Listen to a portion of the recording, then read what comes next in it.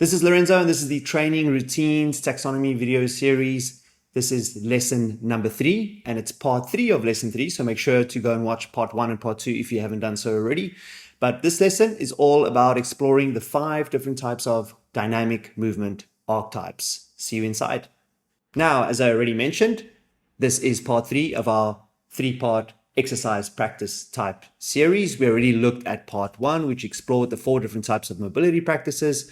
Part 2, we explored the 6 different types of stability static holds. And the purpose of our mobility and stability is the joint and connective tissue preparation we need to get the most out of the main event, or our power training. Remember, power in this context just means our strength, endurance, and speed training. But I define it in the following way. Power training are the stationary and locomotive functional movements that help us improve work capacity. Now, before we take a closer look at the 5 different types of functional movement archetypes, I think it's important that we first define what I mean by these very important terms, starting with stationary and locomotive. Stationary means you're in the same position. Locomotive means you're changing position. So if you're doing a pull-up, you're staying in the same position. If you're running, you're changing your position, moving forward in space.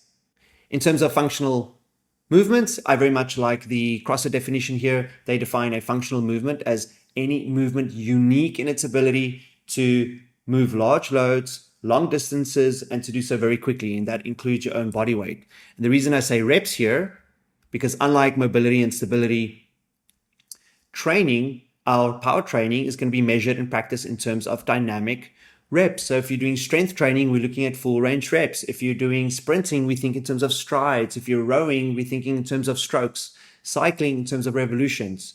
Jump rope in terms of jumps. All in service to help us improve hip, knee, which is lower body, hip, spine, core, and shoulder, elbow, upper body work capacity.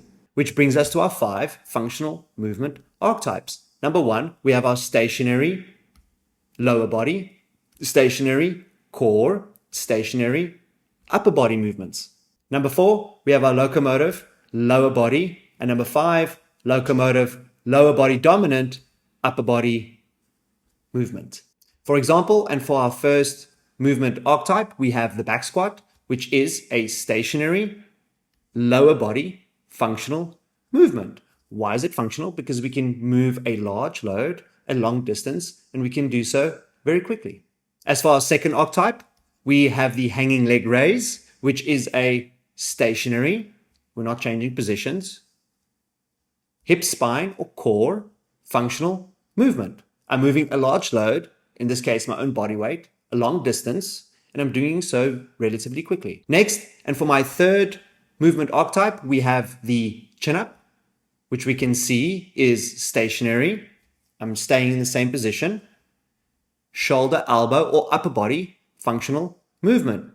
Is it functional? Yes, I'm moving a large load, my entire body, a long distance, very quickly. In fact, a pulling exercise is defined by moving your center of mass towards your hands. As for our fourth movement archetype, we have running or sprinting, which is not a stationary, but a locomotive, hip, knee dominant functional movement.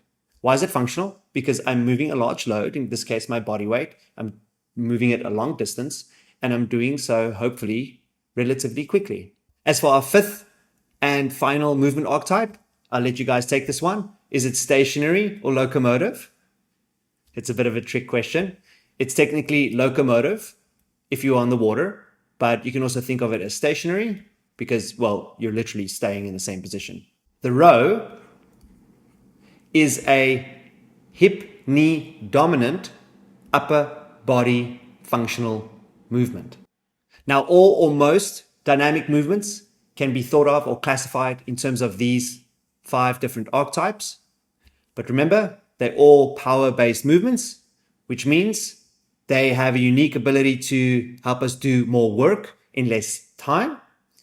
And more specifically, power will emphasize either strength, speed, or endurance. With the back squat, we have strength. The hanging leg raise, compression strength. The pull-up, climbing strength. The sprint, it's going to emphasize speed. And for the row, emphasizing endurance. So in conclusion, we have 3 different types of exercise practices: mobility, stability, and power. Mobility and stability serve as the preparatory work for our functional movements.